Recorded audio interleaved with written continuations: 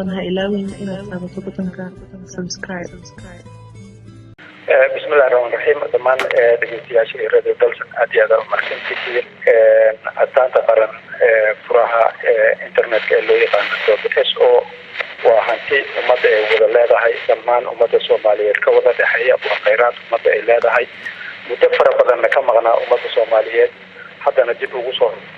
marka waa guul u soo hoyatay dhammaan umada Soomaaliyeed gaar ahaan dawladda federaalka ee Soomaaliya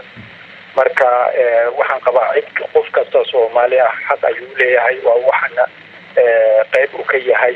isticmaalkeedana maartay ay horumarka tiknoolajiyada dalkan qof kasta Soomaali ah xaq ayuu u leeyahay inuu isticmaalo marka waxaan u aragnaa in soo hoyatay tiknoolajiyada iyo horumarinta iyo casriyeynta umada Soomaaliyeed in la jaanqaado caalamka marka waa nasiib daro ayadoo hadda isticmaalahay Isbaaniisa Chinese iyo adduunyada laga isticmaalo .so waa caana oo aad loo jecel la isticmaala in dad Soomaaliyeed laga maanaco oo waa nasiib daro mana dhiirigelinayno waxaan qabnaa qof kasta Soomaali ah yaan loo diidin asaasiga uu leeyahay waayahay maamulka Somaliland oo soo saaray go'aan lagu joojinayo in domainka .so deegaanadiisa laga isticmaalo warkaas wasiir sideed u arkaysaan ka wasaaradahan runtii waxaan aragnaa dhammaan umada Soomaaliyeed meel kasta joogto marka laga soo bilaabo yacni ilaa iyo kantoni waa wax ay xaq u leeyihiin domainka .so oo qaran oo umada Soomaaliyeed ka wada dhaxaysa in gobollo qaar ama dad qaar gaar ah xuquuq ayaga asaasi ah ay leeyihiin waxaan aragnaa wax nasiib darro kuna habbooneen aanan hor iibsiga tiknoolajiyada casriga ee marka waxaan leenahay dhammaan waxaan waa wax la wada leeyahay umada ka wada dhaxeeya oo Soomaali ahna si siman ay ugu wada faa'iideystaan waana sababta hadda ayadoo muddo gacanta dawladda ka maqneed in gacanta dawladda lagu soo celiyo si looga faa'iideeyo dhammaan umada Soomaaliyeed marka waxaan leeyahay aan ku baraajin qof kasta Soomaali ah ama maamul kasta oo Soomaaliya ka tirsan inuu ogolaado muwaadiniinta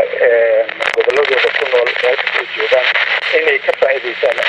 adeegaas waa runtii adeeg maartay horumarinaya tiknoolajiyada waxbarashada gaar ahaan jaamacadaha kale in la jaanqaadaan la qabtaan jaamacadaha caalamiga marka waxaan leenahay waa nasiib darro laakiin lama qabno fikirkaas waxaan qabnaa qof kasta Soomaaliya waa wax xuquuq asaasi asiga uu leeyahay dadka maanici kartana inay laakiin haddii la isku dayana waxaan aragnaa wax nasiib darro ah waayahay Somaliland siday ku dhawaaqday deegaanadeeda waa ay ka joojisay muddo 30 cisho oo shalay ka bilaabanaysay ayay u qabatay kadibna waxay sheegtay in la joojinayo marka deegaanadaas haddii laga joojiyo dawladda Soomaaliya awood ma u leedahay in Somaliland domain kale aysan deegaanadeeda keenin oo dadka halka ku nool aysan bedelin .so-ga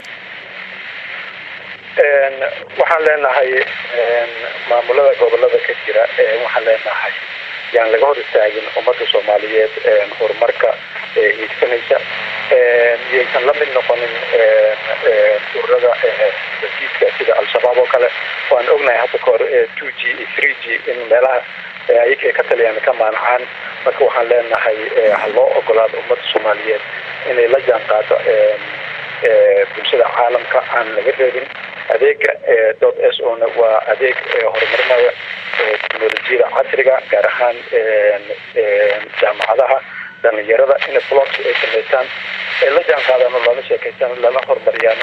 apps iyo waxyaabahaas ay ku samaystaan tiknoolajiyada casriga marka waxaan leenahay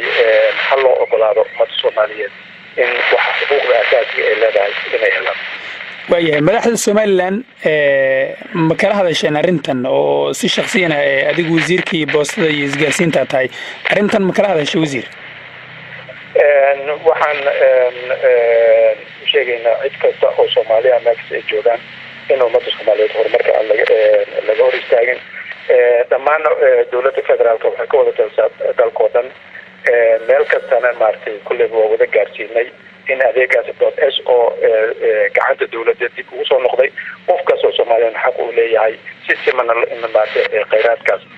ilaahay ku umada Soomaaliyeed in lagu wada faa'iideysto marka cid moog ma jirto cid kasta waa gaarsiinay cidii faahfaahin dheeraad u baahan waxaan diyaar u nahay inaan kala hadalno waayo ugu dambeyn baaqaaga arrintan aad ka dirayso muxuu yahay waxaa leeyahay dhammaan ummadda soomaaliyeed la dhegeysanaysa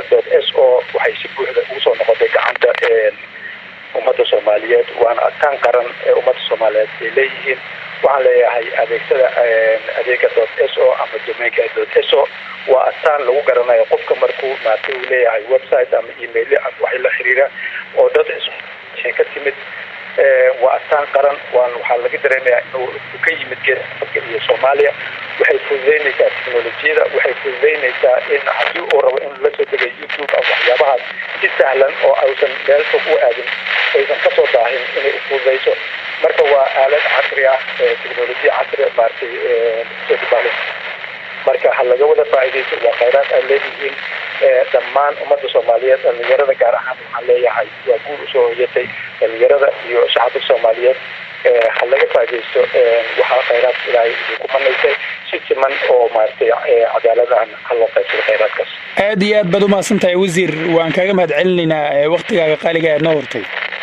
sidoo kale khayraad aad u mahadsantahay si aad nagu xirnaato fadlan ha ilaawin inaad taabato butonka subscribe